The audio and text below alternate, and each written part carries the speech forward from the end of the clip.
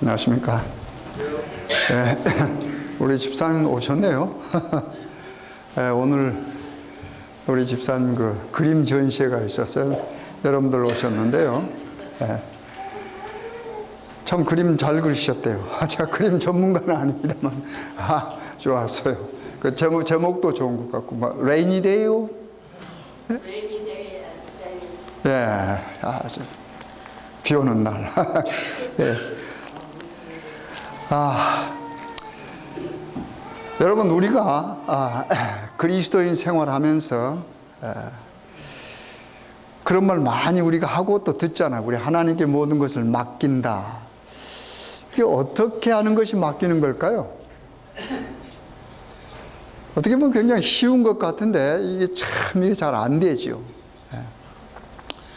제가 국민학교 6학년 때입니다. 그때까지는 저희 아버님이 살아계셨습니다. 그래서 제가 국민학교 그 6학년 정도의 그 동몽선습이라는 책이 있어요. 그걸 한문을 배웠습니다. 근데 이제 습자라고 그러지 않습니까? 이렇게 놓고 이제 또 글씨를 이렇게 쓰는데 잘 못 쓰잖아요, 어렸을 때. 근데 자꾸 이렇게 연습을 하는데도 별로 잘 안 되니까 우리 아버님이 이제 제 손을 딱 잡고 써주는 거예요. 이제 동몽선습이니까 이제 거기 나온 글자 하나를 쓰는데 아버지가 손을 딱 잡았어요.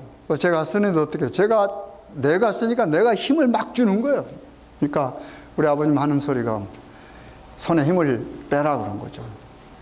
손에 힘을 빼란 말이 어렸으니까 잘 안 들어요. 내가 쓰는 거예요. 근데 우리 아버님이 이렇게 손을 위에를 잡고 힘을 빼라고. 그렇게 하면서 나중에 이제 여러 번 끝에 제가 그냥 가만히 있으라 그래서 가만히 있었어요. 그러니까 우리 아버님이 제 손을 잡고 이렇게 글을 썼어요. 제가 보니까 꽤 잘 써졌더라고요. 근데 그게 제가 쓴 겁니까? 우리 아버님이 쓴 겁니까? 네? 같이 쓴 겁니까?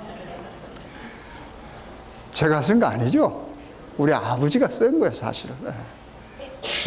그러니까, 그러면서 제가 이제 그 맡긴다는 게 바로 그런 거 아니겠습니까? 근데 우리가 이 살아가면서도 우리의 생애를 하나님께 맡긴다 그러는데 어떻게 해요? 내가 사는 거예요. 내가 사는 겁니다. 그리고 뭘 결정할 때도 내가 하나님께 맡긴다 그러는데 어떻게 해요? 여러분, 하나님께 맡기면서 결정하십니까? 하나님에게 맡기면서 결정한다고 하는데 내 의지가 막 들어가잖아요. 내 의지가 막 들어가요. 그래서 우리 다 하나님께 맡기면서 살아갑시다라고 하는 그런 사람들끼리 모여서 사는데도 어떻게 해요? 아니죠. 다 내 의지가 있고 그렇습니다. 또 우리가 성경에 보면은 분명히 하나님의 말씀이에요. 그렇잖아요. 그리고 하나님 말씀 우리가 쭉 읽어보면은 제가 늘 강조하지만 항상 우리 하나님의 말씀은 우리 인간들에게 명령입니다. 그래서 제가 이거 참 고민하면서 많이 연구라 하면 연구고 생각이라면 생각입니다. 왜 하나님께서 이 말씀을 주셨을 때 항상 명령으로 주시는가? 그럼 명령으로 주셨단 말은 우리 뜻을 뭐 하란 말입니까? 포기하는 거예요. 우리 뜻으로 하면 안 되는 겁니다. 명령은. 그렇잖아요. 어떤 명령이 오면 그 명령을 받은 대로 우리는 뭐 하는 겁니까? 그 명령을 뭐 하는 거면 따르는 거예요. 그렇잖아요. 그 명령을 가지고 내가 생각하고 명령을 어떻게 할 이게 아닙니다. 명령은 뭡니까? 그냥 그대로. 여기 이스라엘 백성들의 역사를 보더라도 그렇습니다. 자꾸 이스라엘 백성들은 아주 능력이 강하고 모든 것을 하실 수 있는 그런 하나님이 그들의 뒤에 계셨어요.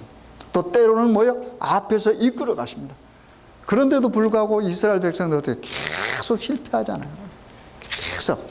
어떨 때는요, 이 구약을 읽다 보면은 이스라엘 백성들이 역사를 읽다 보면 짜증날 때가 있습니다.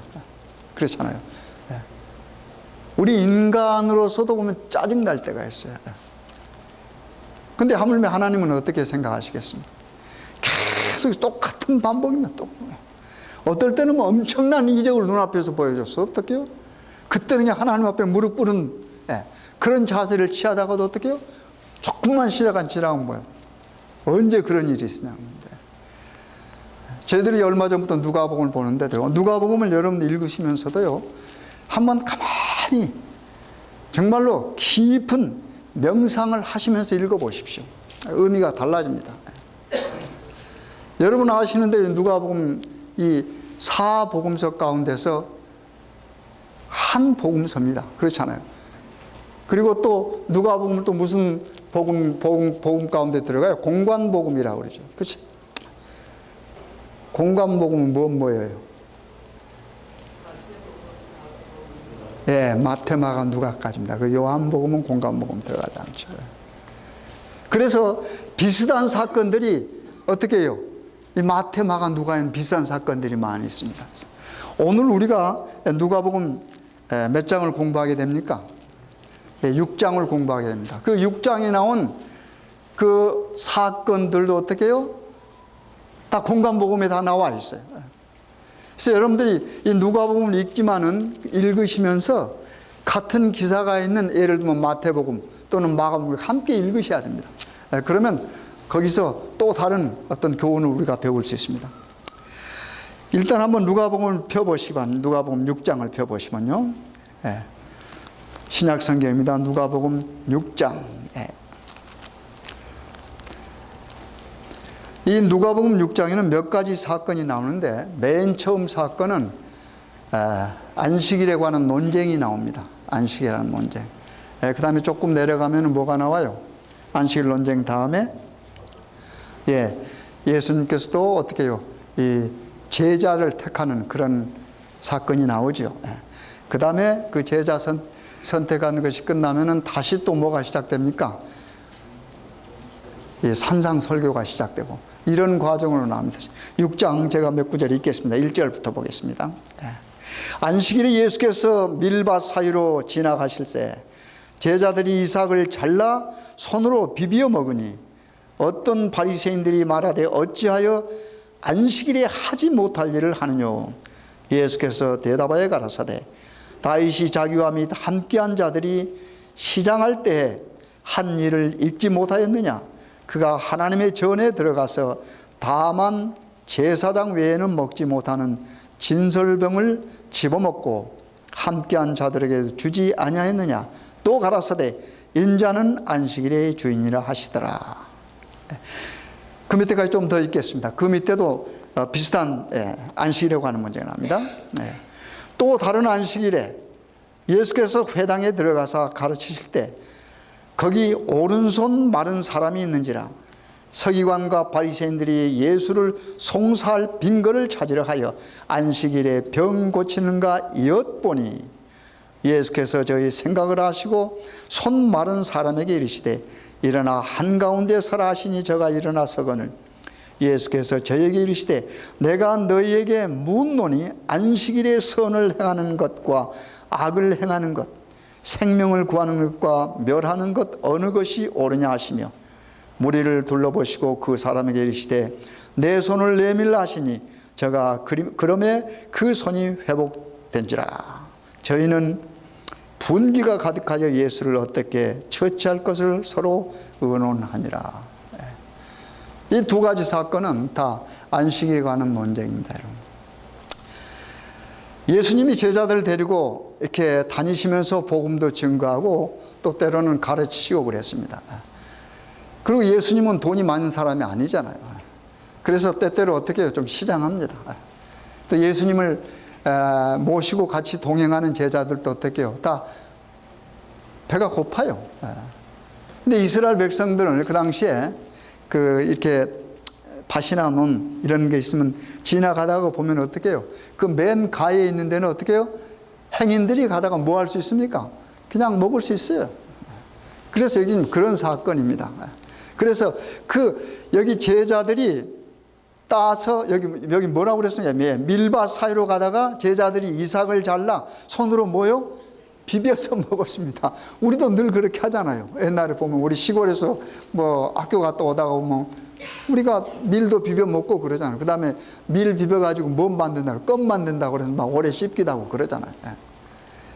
그러니까 이 제자들이 밀밭 사이로 가다가 배가 고파서 가에 있는 밀을 어떻게 해요? 따서 이삭을 따서 비벼 먹는 그 자체가 문제가 되는 게 아닙니다. 여기서 그렇죠. 그것은 누구든지 할 수 있어요.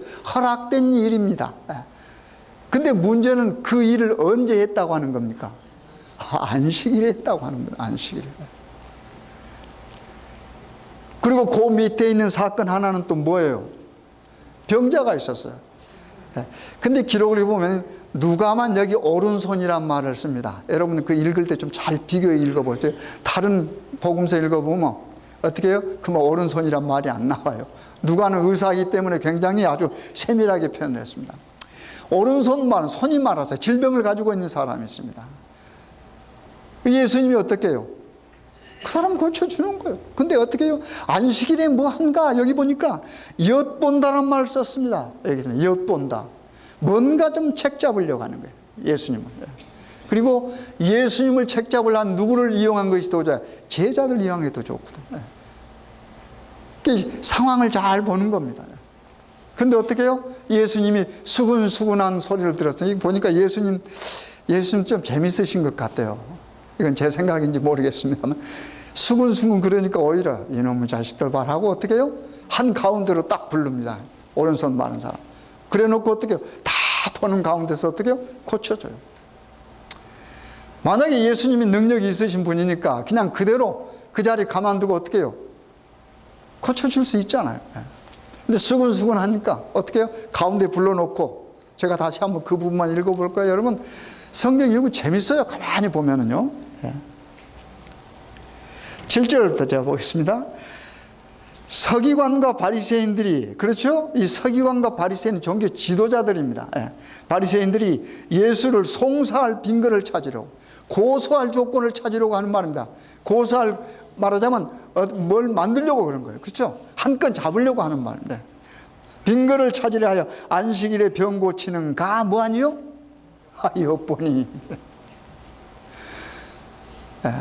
엿보니 얼마나 그 서기관과 바리새인들의 이 어떻게 보면 비굴하고 야비한 모습을 볼 수 있습니까? 엿보니. 그 다음에 보세요. 예수께서 저희 생각을 뭐 하고요? 아시고. 손 마른 사람이 이제 일어나 한가운데로 뭐라? 설하 하시니 저가 일어나서거늘. 우리 예수님 모습 아닙니까? 그러면서 여기 이렇게 말씀했습니다. 예수께서 저에게 이르시되 9절 내가 너희에게 묻노니 안식일에 선을 행한 것과 악을 행하는 것 그랬습니다. 선을 행한 것과 악을 행하는 것. 그러면서 그 다음에 같은 맥락의 말을 한 번 더 해요. 뭡니까? 생명을 구하는 것과 멸하는 것 어느 것이 옳으냐고 그랬습니다. 여러분 오늘날에도 지금 우리 2000년 이야기 말고 지금 우리가 살면서 우리 안식일에 우리들끼리 뭐 하는 겁니까? 이런 비슷한 일 안 해요? 우리는 엿보지는 않지만은 뭐 누군가 그냥 막 그 엿봐서 뭐 책을 잡으려고 하지는 않지만은 뭐 해요? 이런 생활을 우리도 살고 있어요. 그렇잖아요. 안식일에 누가 좀 뭐 하면 그 안식일인데 그런다고 그러죠. 그러면서 본인은 어떻게 해요? 또 다른 각도에서 비난받을 만한 안식일에 안 해야 될 일을 한다고 말입니다. 근데 여기 문제는 하나님께서 명하셔서 이거 이런 일은 하면 안 된다는 말이 아니라고 하는 말입니다. 그게 문제가 되는 거예요. 바리새인들과 서기관들은 뭐해요? 장로들의 유전으로 내려오는 여러 가지 인간들이 만들어 놓은 겁니다. 인간들이 이스라엘 백성들이 39가지가 있었어요. 안식일에 해서는 안 될 일들 39개가 있었습니다. 예를 들면 안식일에 어느 정도 이상 걸어가면 안 된다 이런 것들. 이건 누가 해놓은 거예요? 우리 인간들이 해놓은 겁니다. 인간들이. 그러니까 인간들이 해놓는 걸 가지고 그 인간들이 해놓은 어떤 유전이나 이런 것들, 규례들을 어겼을 때 어떻게 해요? 안식일을 범하는 걸로 뭐 했습니까? 이야기했다고 하는 말입니다. 안식일의 길을 가다가 배고프면 어떻게 해요? 밀 이삭을 비벼서 먹는 것, 그것은 하나님께서 말씀한 안식일을 범하는 일에 속하지 않는다고 하는 말입니다. 근데 우리 인간이 어떻게 해요? 만들어 놨어요. 네. 여러분, 예수님이 어떤 분입니까? 예수님이 율법을 주신 분입니다. 그리고 예수님 자신이 율법의 근원 되신, 원천 되시는 분입니다. 그렇잖아요. 창조주 하나님입니다. 지금 서기관과 바리새인들에게 비난받고 있고, 그 다음에 서기관과 바리새인들에게 어떻게 엿봄을 당해가지고 지금 책을 잡히고 있는 예수님이 어떤 분이에요? 시내 산에서 모세를 불러서 어떻게 해요? 돌비에 10계명을 써서 주신 분입니다. 율법을 주신 분이에요. 그리고 그 자체가 율법 되신 분입니다. 여러분. 그런 분을 뭐 하는 겁니까요? 지금 상대로 서기관과 바리새인들 하는 겁니다. 그러니까 예수님이 그들에게 뭐라고 말했어요? 자, 그 당시에요, 이제 양이 있습니다. 양이 이제 그 펀드 같은데 빠지면 어떻게 해요? 양을 구해요, 안 구해요? 구하는 겁니다, 여러분. 왜 그럴까요? 양이 뭘 가지고 있으니까? 생명을 가지고 있는 겁니다. 생명체거든요. 이렇게 말하는 서기관과 바리새인들이 만약에 자신의 아이들이 병들어서 죽어간다고 안식일에 가만히 보고 있을까요?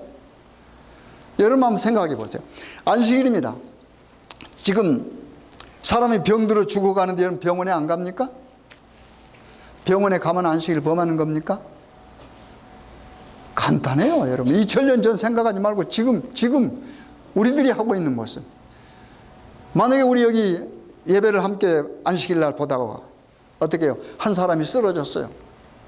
고혈압 쓰러졌으면. 그러면 예배 다 끝나고 기다렸다가 해가 딱 진 다음에 병원에 가야 될까요?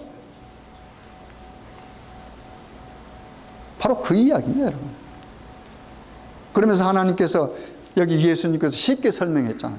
네. 생명을 뭐 하는 겁니까? 구하는 것과 멸하는 것. 어느 것이 안식일에 해야 될 일입니까? 사실 살리는 일이잖아요.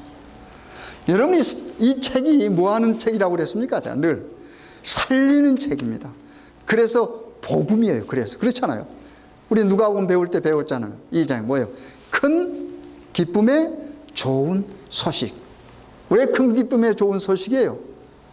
구원하러 오셨으니까. 누구를요? 죄로 죽게 된 우리 아닙니까? 죽게 된 우리를 뭐요? 살리러 예수님께서 어떻게 이 땅에 오셨다라고 하는 것이 뭡니까? 그게 큰 기쁨의 좋은 소식이라고 말합니다. 그래서 살리는 것이 복음입니다. 기쁨의 소식입니다. 그래서 안식일은 뭐 하는 겁니까? 여러분, 안식일은 무슨 기념이 있다고 그랬습니까? 두 개의 기념이 있다고 그랬습니다.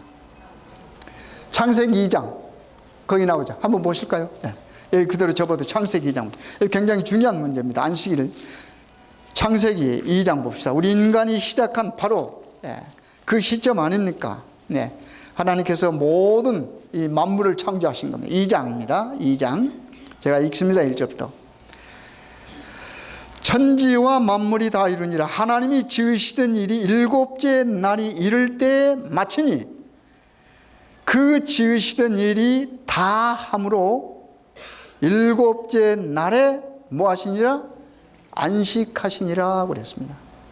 하나님이 그 지으신 일이 어떻게 해요? 다 함에 마침에 그랬습니다. 그리고 하나님이 이 3절입니다. 일곱째 날을 뭐 하사요? 복주사 거룩하게 하셨으니 이는 하나님의 그 창조하시며 만드시던 모든 일을 마치시고 이날에 뭐 하셨습니다?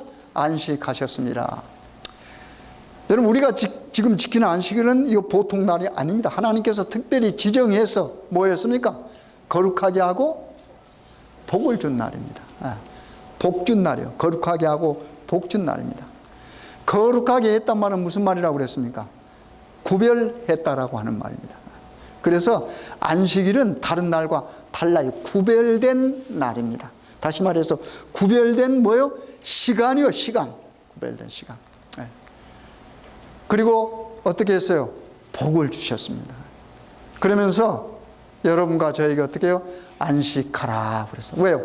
하나님께서도 안식하시니까. 그래서 하나님과 만나는 날이지 않습니까?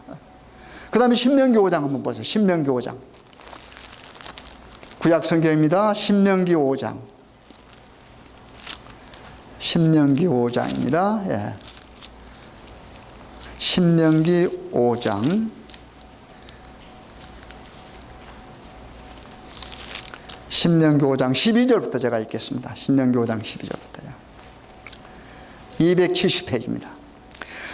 여호와 너희 하나님이 내게 명한 대로 안식일을 지켜 거룩하게 하라. 여기도 명한 대로 명령입니다. 거룩하게 하라.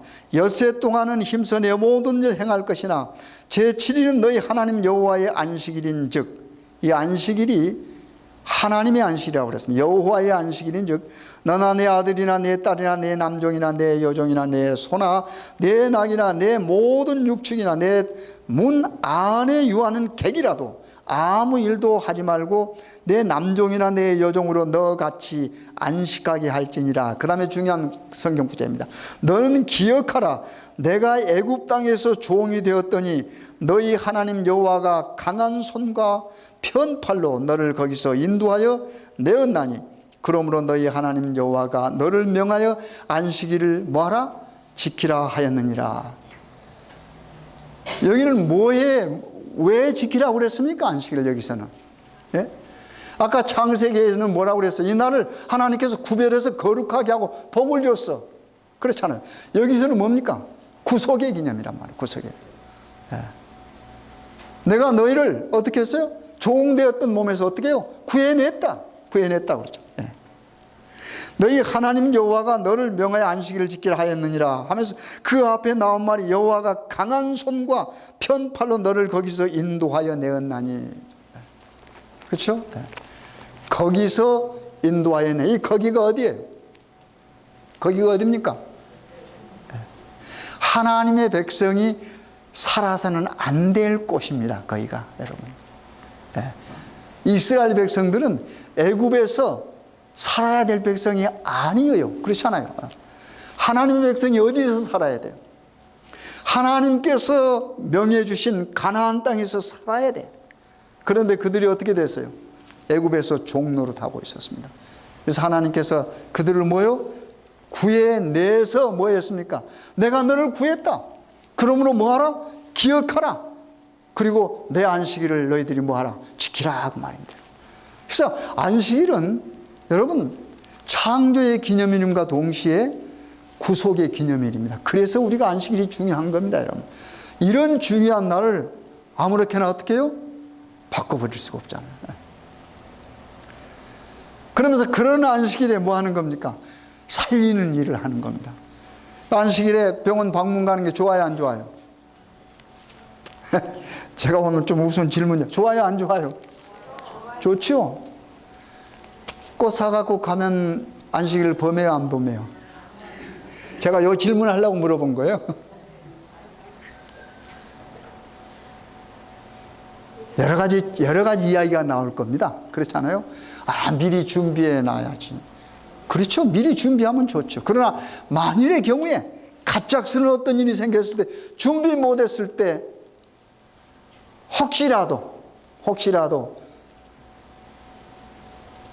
플라워 샵에 가가지고 꽃 하나 사갖고 가면 그게 안식일 범하는 것일까요? 제가 답을 드리는 거 아닙니다. 여러분 생각하시라 합니다. 살리는 일이라. 살리는 일. 그렇죠? 내가 어떤 개인의 이익이나 나를 위한 어떤 것이 아니란 말입니다. 그 행위가.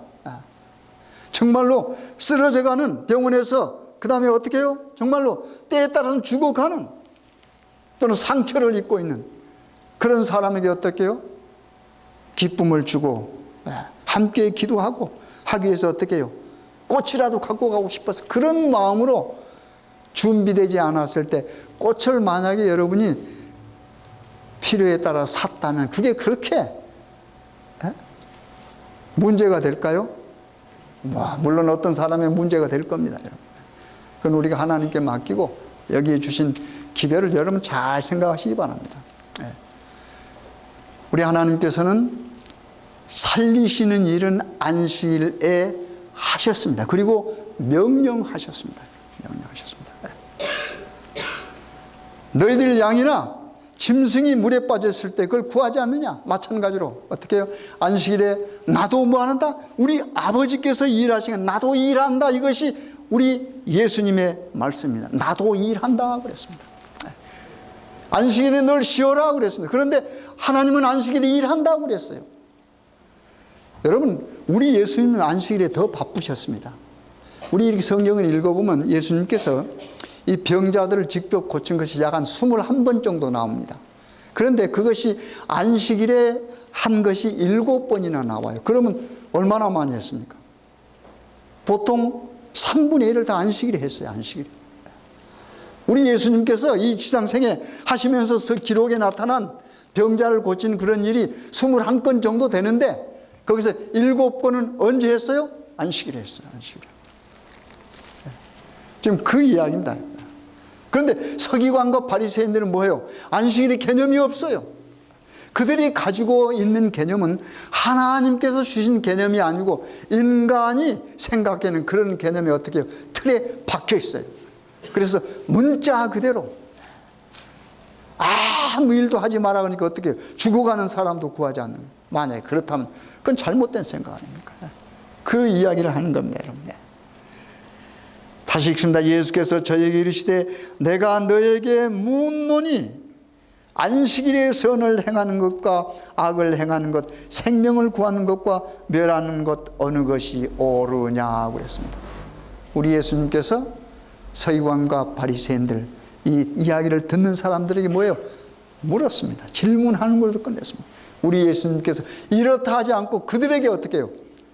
마음속에 생각하고 깊이 느낄 수 있도록 말씀하셨습니다.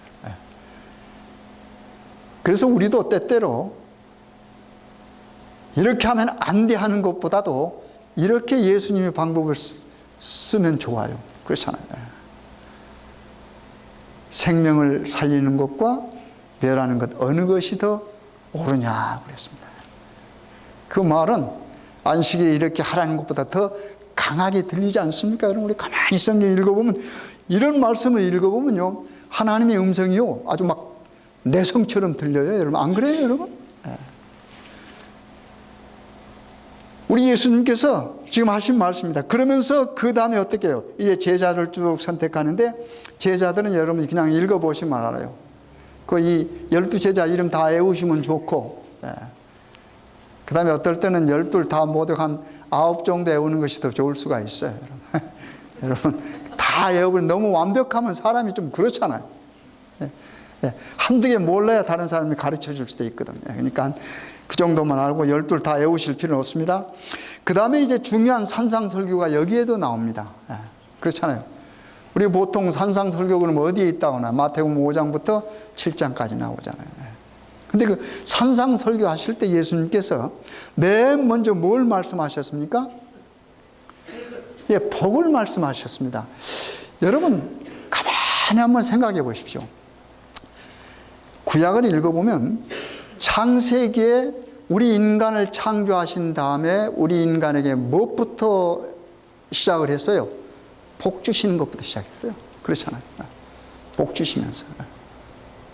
우리 하나님께서 천지를 창조하시면 자 이거 창조과 뭐예요? 참 아름답다 보시기에 좋았다 하다가 우리 인간 창조하시면 또 뭐라고 했어요? 보시기에 심히 좋았더라 라고 말하면서 어떻게 해요? 그 다음에 우리 인간이 살아갈 때 어떻게 해요? 안식일을 주시면서 무엇부터 줬어요? 복부터 주셨어요. 그리고 무슨 복도 주셨습니까? 모든 것을 뭐요? 다 다 우리에게 주었어요. 다스리라고 그랬습니다. 그런 복 받고 타됐어요. 그렇잖아요. 그래서 제가 언젠가 말씀드렸죠. 우리는 금수저가 아니고요. 엄청 수저 갖고 태어난 사람이에요. 다 갖고 태어났잖아요. 다 갖고 태어났잖아요. 그런데 여기도 보면 뭐요? 여기도 보면요. 20절 제가 읽겠습니다. 20절. 예수께서 눈을 들어 제자들을 보시고 가라사대 가난한 자는 복이 있다. 똑같은 거 아닙니까? 예. 산상수원 시작하는 가난한 자는 복이 있다. 여러분 이 말이 이해됩니까? 여러분 가난한 게 복이에요? 우리가 인간적인 지금 피지컬리 우리가 사는 실생활 속에서 육신적인 생각하면 이것은 절대 복이 안 돼요. 어떻게 가난한 게 복이 돼요? 가난한 거 여러분 때때로 수치스러워 안 수치스럽습니까? 수치스럽잖아요. 우리 여러분과 제가 속한 우리 한국 사람들은요, 제가 언젠가 말씀드렸습니다. 이 동양 사람들이 문화가 수치 문화예요. 수치 문화. 그렇잖아요. 그래서 부끄럽지 않은 거, 이게 굉장히 중요하게 합니다. 그래서 우리가 쓰는 말도 무슨 말? 남 부끄럽지 않게 살아라. 이게 남 부끄럽지 않게. 그렇잖아요. 남 부끄럽지 않게.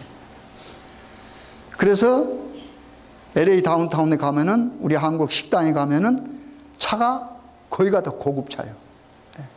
왜요? 그걸 타고 가야 대접을 받으니까. 그렇잖아요.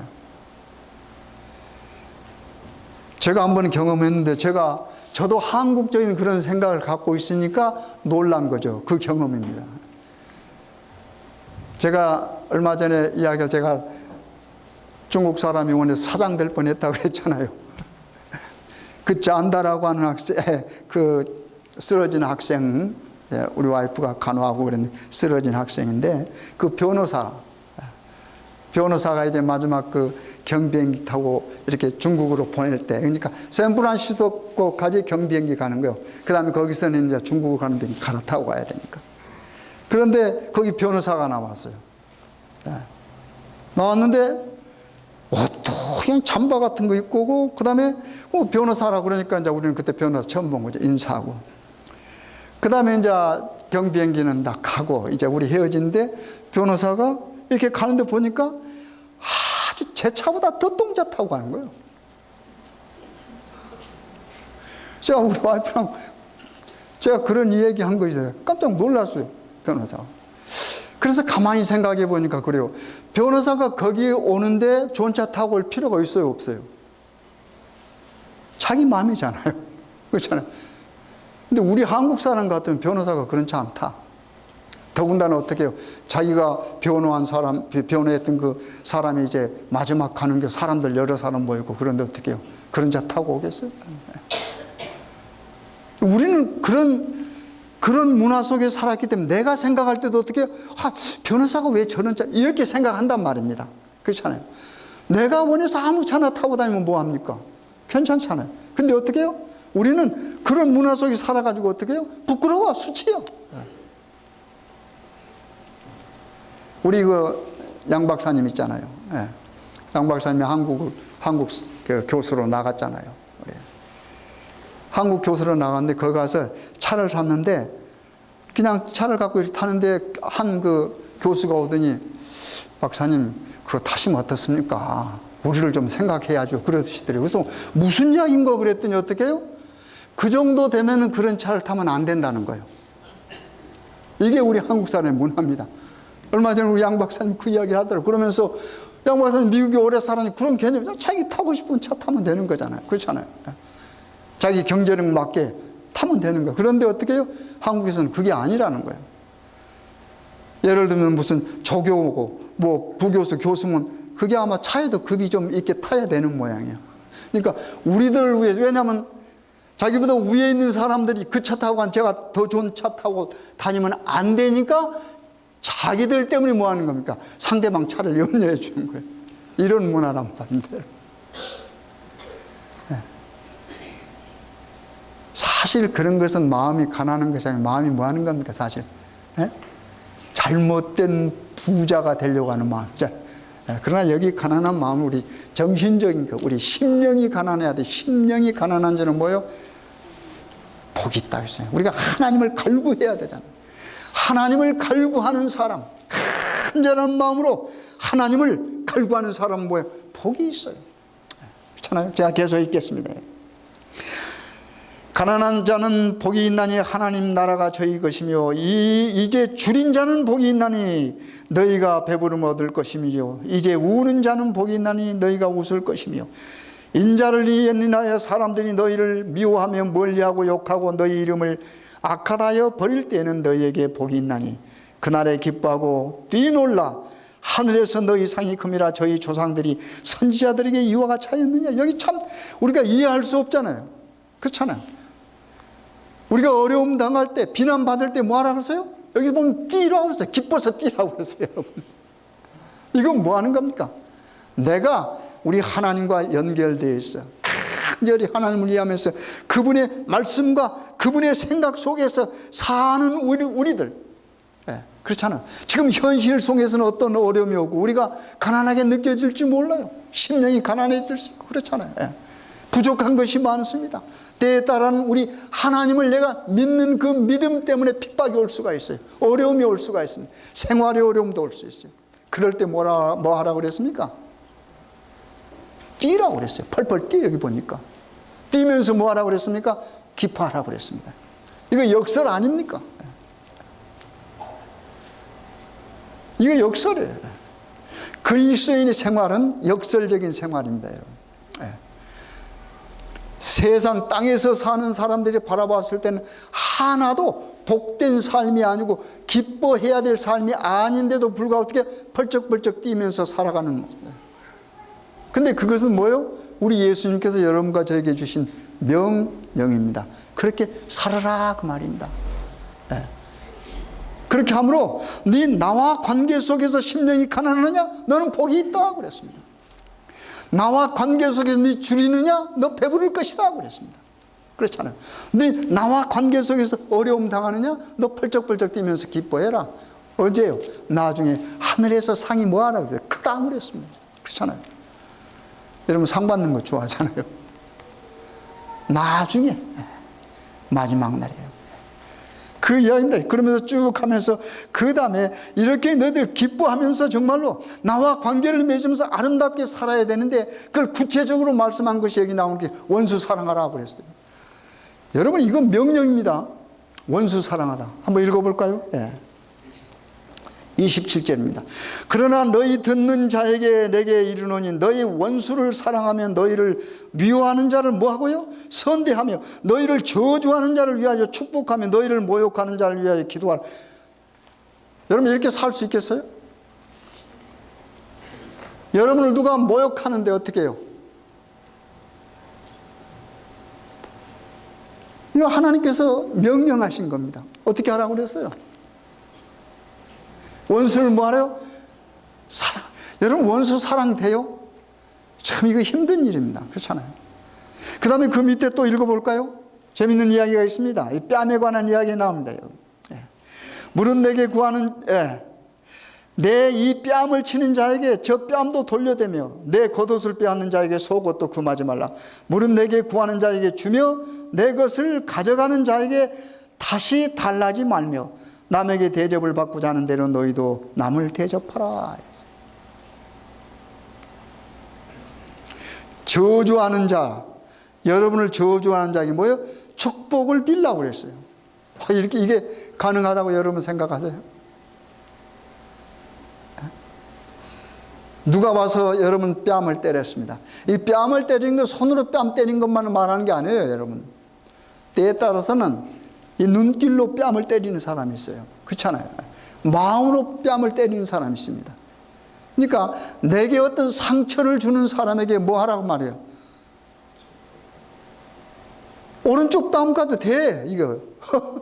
그렇잖아요.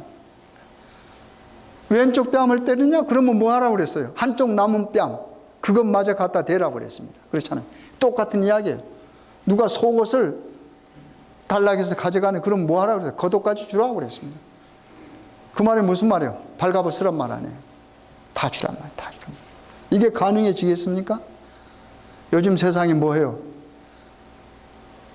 남의 옷까지 다 가져가고 내가 갖기를 원하는 거 아닙니까? 요즘 우리 한국에 나오는 뉴스가 참 우리를 우울하게 하죠. 저도 여기 서 있는 목사지만은 참 부끄럽고, 보니까 목사가 어떤 딸을 갖다가 구타를 해가지고 그게 죽었잖아요. 계모하고 함께. 그래서 그 꽤 오랜 시간 동안 거기 놔뒀더라고요. 예.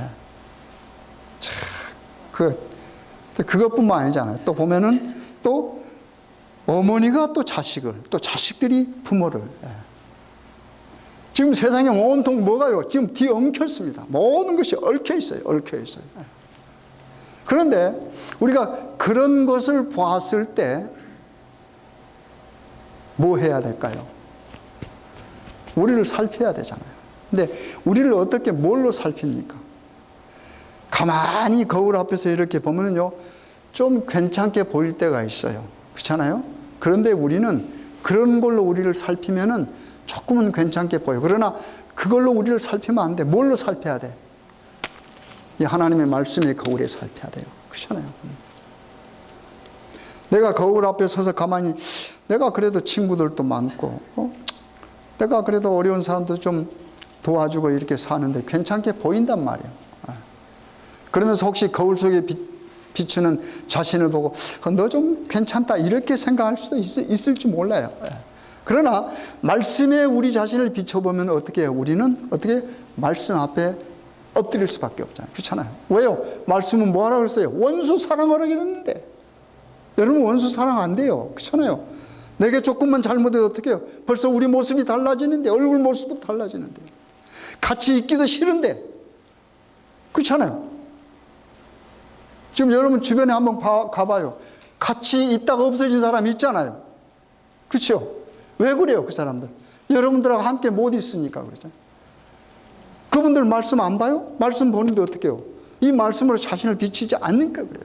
그렇잖아요. 오른쪽 뺨을 누가 때렸어요, 여러분. 왼쪽 뺨 갖다 댈 수 있겠어요? 근데 예수님은 그렇게 대라고 그러잖아요.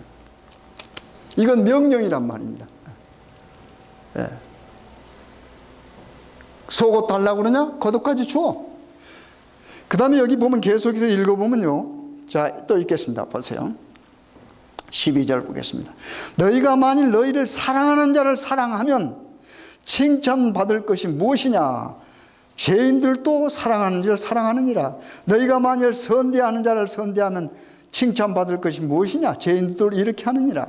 너희가 받기를 바라고 사람들에게 빌리면 칭찬받을 것이 무엇이뇨? 죄인들도 의수히 받고자 하여 죄인에게 빌리느니라. 오직 너희는 원수를 사랑하고, 오직 그랬습니다. 그렇죠? 오직 너희는 원수를 사랑하고 선대하며 아무것도 바라지 말고 빌리라. 그리하면 너희 상이 클 것이요 또 지극히 높으신 이의 아들이 되리니 그는 은혜를 모르는 자와 악한 자에게도 인자로우시니라. 여기 보면 전부 뭐 하는 거? 우리가 전부 하기 힘든 것을 우리 예수님께서 요구하시는 것 같아요. 예수님이 여러분과 저를 죽이려고 그러신 겁니까? 아까도 말씀드렸죠. 우리 예수님의 목적은 살리는 건데, 그렇잖아요. 살리는 건데. 여기 보면 그랬잖아요. 자, 사랑하라. 만약에 너희를 사랑하는 사람만 사랑하면 그것이 뭐 대수로운 것이냐고 말이에요. 그렇잖아요. 너희를 선대하는 사람에게 너희들이 선하게 되면 그것이 또 별거냐고 말이에요. 그런 건 누구든지 할 수 있다. 누구든지 할 수 있다. 나도 할 수 있고 너도 할 수 있고 여러분 다 할 수 있는 거. 그렇잖아요. 그런데 우리 예수님께서는 뭐예요? 그걸 원하시는 게 아니고 어떻게 해요? 여러분과 저에게 어떻게 해요? 나쁘게 하는 사람, 다시 말해서 여러분을 넘어지게 하려고 작정한 사람들까지도 그 말입니다. 그렇잖아요. 아주 고의로, 실수로 여러분을 넘어지게 하는 사람이 아니고 고의로 작정하고 여러분과 저를 넘어지게 하려는 사람까지도 뭐하라고 말입니까? 사랑하라, 선대하라 말이에요. 이게 얼마나 어려워요, 여러분. 여러분, 그리스도인 되기 쉬운 건 아닙니다, 여러분. 그렇잖아요. 한 부자가 와가지고, 자, 영생 얻고 싶습니다. 어떻게 하면 될까요? 예수님 뭐라 간단하게 하니까. 그렇잖아요. 한마디에 나가 떨어져 버리죠. 그렇죠? 그래, 너 가서 네 재산 뭐 다 팔아. 그리고 와. 그러니까 어떻게 해요? 그 말 한마디에 떨어져 나가버리죠. 지금 만약에 우리 예수님께 오셔서 여러분과 저에게 그때 당시 했던 말하면 우리가 얼마나 거기에 응할까요? 안 그래요? 여러분, 우리 예수님께 오셔서, 야, 너희들 지금 당장 가가지고 재산 다 처분하고 그걸 가난한 사람들이 주고 나 따라와. 그러면 따라가시겠습니까? 아니면 지금 여러분 옆에 있는 사람 뺨 한번 때려보실래요? 당장 이 교회에 소란이 일어날 겁니다. 이 말은 무슨 말이에요? 뺨 때리란 말 아니고 무슨 말입니까? 이렇게 뭐하라고 말입니까? 사랑. 이게 다 원수를 사랑하는 속에 다 포함이 되잖아요. 원수가 뭐예요? 원수. 어떨 때는 내가 나에게 원수가 될 수가 있습니다, 여러분. 남만 원수 아니에요, 여러분. 내 속에도 뭐가 있어요? 선과 악이 싸우는 겁니다, 여러분. 선과 악이 싸우는 거예요. 근데 그 싸움에서 우리가 이기려면 뭐 해야 돼요? 이길 수 있는 분을 의지해야 되는 거예요. 그렇잖아요. 이길 수 있는 분은 누굽니까? 말씀이에요. 말씀으로 존재하시는 여호와 하나님입니다, 여러분. 여호와 하나님. 그래서 우리가 이 말씀으로 승리할 수 있지, 말씀에 우리 인간적인 생각 도저히 여러분, 인간적인 생각 말씀을 제쳐놓고 어떻게 원수 사랑할 수 있겠습니까, 여러분? 안 그래요? 예. 어떻게 나를 어렵게 하는 사람을 사랑할 수 있게? 이건 불가능한 일입니다. 내가 할 수 있는 일은 아니라고 그랬습니다. 그래서 뭐가 돼요? 하나님께서 하신단 말입니다. 그래서 우리가 하나님께 뭐 해야 돼? 맡겨야 된단 말입니다. 몇 구절만 더 읽어보겠습니다. 그 밑에. 그러면서 36절 보겠습니다. 너희 아버지의 자비하신 같이 너희도 자비해라. 이게 비교를 갖다 하나님 아버지와 비교를 했습니다. 그 다음에 보세요. 비판치 말라. 그리하면 너희가 비판을 받지 않을 것이요. 정죄하지 말라. 그리하면 너희가 정죄를 받지 않을 것이요. 용서하라. 그리하면 너희가 용서를 받을 것이요. 주라. 그리하면 너희에게 줄 것이니 곧 후이되어 누르고 흔들어 넘치도록 하여 너희에게 안겨주리라. 너희의 헤아리는 그 헤아림으로 너희도 헤아림은 도로 받을 것이니라. 여기 보면 우리 예수님께서 원하시는 것이 뭡니까? 하나님께서 자비로우신 것처럼 너희도 자비하라. 그러면서 또 뭐예요? 비판도 하지 말라고 그랬습니다. 네. 비판도 하지 말라고 그랬습니다. 왜 그랬습니까? 여기 하나님께서 주신 명령, 비판하지 말라고 하는 그 명령은 우리가 비판받지 않도록 하기 위해서 그런다고. 그렇죠? 내가 남을 비판하지 않으면 내가 비판받지 않습니다. 여러분요, 우리가 살면서 늘 경험한 거 아닙니까? 여러분 아마 가정에서도 저도 집에서 경험해요. 우리 인간 다 경험하는 겁니다. 아무리 좋은 것이라도요, 아무리 가정에서라도 여러분이 사랑하는 진짜 여러분 자녀들 아니면 여러분 아내나 남편이라 할지라도요, 한번 싫은 소리 한번 던져보십시오. 아이고 감사합니다. 그런 사람 얼마나 될까요? 예? 예를 들어서 안식일이라고 합시다. 안식일에 이제 집에서 교회 오려고 하다가 와이프가 무슨 옷을 딱 입고 왔으면 아이고 왜 그걸 입어? 다른 거 입지. 그러면 와이프가 뭐라 그럴까요? 당신 입은 것은 좋은 건 줄 알아. 그런 말 해야 안 해요? 예? 안 그러겠어요? 그런데 딱 바꿔가지고 좀 여러분의 눈에는 별로 안 좋지만은 아이고 오늘 좀 그래도 멋지다, 이쁘다 그러면 뭐라 그럴까요? 당신도 보니까 이쁘게 잘 입었네. 그래요, 안 그래요? 여러분 집에서 가만히 경험한 걸 생각해 보면은 우리 예수님께서 하신 말씀이 이해가 가요. 그래서 비판하지 말라는 겁니다. 그렇잖아요. 그래서 비판하지 말라는 거예요. 한 번은요, 어떤 사람이요, 이 와이프가 자꾸 자기 생각하는 게 언짢은 거예요. 그래서 그 언짢은 말을 한번 탁 던졌어요. 왜 자꾸 그런 것만 하냐고 그랬더니 가만히 보니까 어떻게요? 남편은 뭐요? 그러면 당신은 왜 자꾸 게임만 해? 그러는 거예요. 게임만. 그래서 내가 게임한 거 어떻게 봤어? 그러니까 그 와이프 하는 말이 화장실에 있으면서 당신이 게임했잖아. 그런 거야. 그러니까 화장실에 문 닫고 있는데 어떻게 봤는데 와이프가 살짝 이렇게 열어봤대요. 열어보니까 어떻게 해요? 거기 안에서 게임하고 있으면서 어떻게 해요? 아내가 뭐 컴퓨터는 뭐 다른 가구에서 그걸 가지고 나무를 한다는 거예요. 그 제가 어떤 글에서 읽은 것 같습니다. 얼마 전에. 우리가 다 그렇습니다. 그렇잖아요. 그래서 우리 예수님께서 이게 원하는 거면 원수를 사랑하라 하는 것도 뭐요? 가능하다라고 하는 말입니다. 누구와 함께 하면요. 진짜 원수를 사랑하신 우리 예수님께서. 그 어떤 사람 그럼 왜 마귀를 사랑 안 해? 그렇게 말하는 사람이 있어요. 우리가 전도하다 보면은. 우리 예수님께서 마귀 사랑 안 하십니까? 지금까지 놔두는 것 보면 얼마나 사랑한가 알 수 있잖아요. 지금까지 놔뒀어요. 언제까지요? 마지막 심판 때까지. 그렇기 때문에 우리가 마지막 심판의 시기에 이르기 전까지는 우리가 어떻게 해요? 우리 예수님과 관계됐을 때 어떤 일이든지 어려움 가운데 처할 수가 있습니다. 어려운 상황 가운데 우리가 처할 수가 있어요. 그래서 뭐라고 그랬어요? 그런 상황에 나 때문에 처하면 뭐예요? 그게 다 복이 있다 그런 겁니다. 너희들 핍박받느냐? 너희 자신의 잘못된 것 때문에 핍박받는 게 아니고 나를 인해서 나와 관계 속에서 핍박받는 그건 뭐예요? 복이 있다. 왜요? 나중에 상이 뭐라고 그래서 크다 그랬습니다. 그렇잖아요. 그러면서 마지막 결론을 이제 산상수훈의 결론과 거의 마찬가지입니다. 그 가운데 있는 것은 좀 빼고요. 마지막 보겠습니다. 46절부터 보면 너희는 나를 불러 주여 주여 하면서도 어찌하여 나의 말하는 것을 행치 아니하느냐. 내게 나와 내 말을 듣고 행하는 자마다 누구와 같은 것은 너희에게 보이리라. 집을 짓되 깊이 파고 주초를 반석 위에 놓은 사람과 같으니 큰 물이 나서 탕류가 그 집에 부딪히되 잘 지은 연고로 능히 요동케 못하였거니와 듣고 행치 아니하는 자는 주로 주초 없이 흙 위에 집 지은 사람과 같으니 탕류가 부딪힘에 집이 곧 무너져 파괴됨이 심하니라. 이 마태복음 나온 말씀과 똑같은 말 아닙니까? 마지막에 우리 예수님께서 산상 설교를 마치시면서 뭘로 마치십니까? 집 짓는 걸로 마쳤습니다. 우리가 다 집 짓는다고 그랬습니다. 그런데 그 집을 어디에 지어요? 반석 위에 짓고 어떤 사람 뭐요? 모래 위에 진다. 여기는 또 흙이라고 나오거든요.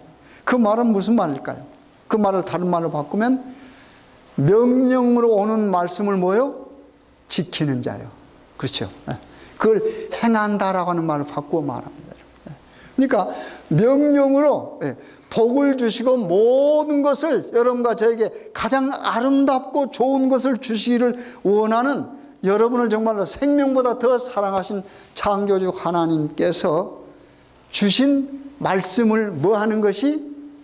행하는 것이, 그것이 집을 반석 위에 짓는 것이라고 말합니다.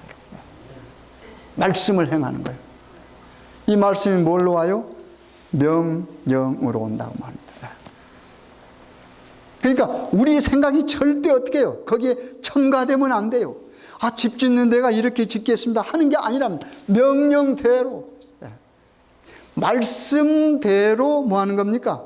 우리가 따라가는 것을 반석 위에 집 짓는 걸로 결론을 내리셨다고 말입니다. 그래서 우리가 이 말씀은 뭐로 옵니까? 명령으로 옵니다. 그래서 우리 명령으로 오는 하나님의 말씀을 무조건 행하는 것, 그것이 준행이고 그것이 뭡니까? 신앙생활입니다. 그래서 신앙생활은 내 의지대로 살아가는 게 신앙생활이 아니에요. 신앙생활은 하나님의 명령대로 그 명령을 준행하면서 살아가는 믿는 사람들의 자세가 신앙의 자세입니다. 아무튼 우리가 6장에 있는 말씀 우리 그대로 명령으로 받아들이고 말씀에 순종하면서 반석 위에 집 짓는 여러분과 제가 되길 간절히 바라겠습니다.